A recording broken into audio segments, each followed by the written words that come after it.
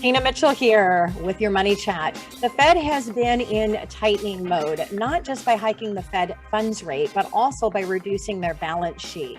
The Fed holds treasuries and mortgage-backed securities on their balance sheet. When treasuries mature or when they receive principal payments from mortgage-backed securities that they hold, someone sells their home or refinances, the Fed receives that money.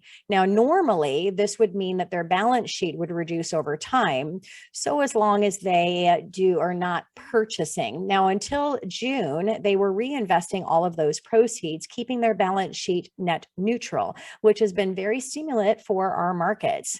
Beginning in June, the Fed started to reduce their balance sheet by $47.5 billion, which was broken down into $30 billion in treasuries and $17.5 billion in mortgage-backed securities.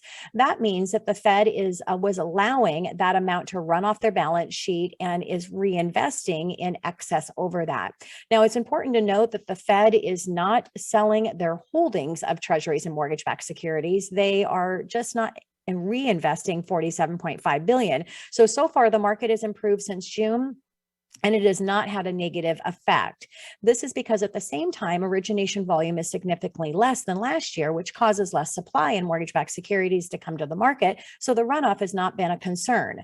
Now, come September, the Fed is going to be doubling their runoff, which many are concerned of what might happen. I still think that it's going to be absorbed and have a muted impact, but we'll have to see. Jobless claims keep moving on up.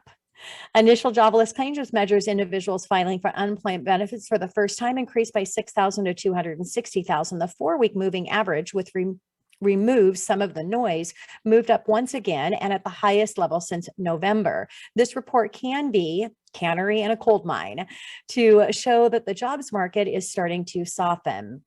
While we have not seen major increases in claims in a given week, they have been moving consistently higher. Continued claims, which measures those that are continue to receive benefits after their initial claims, rose 48,000 to 1.4 million, which is the highest level since the beginning of April.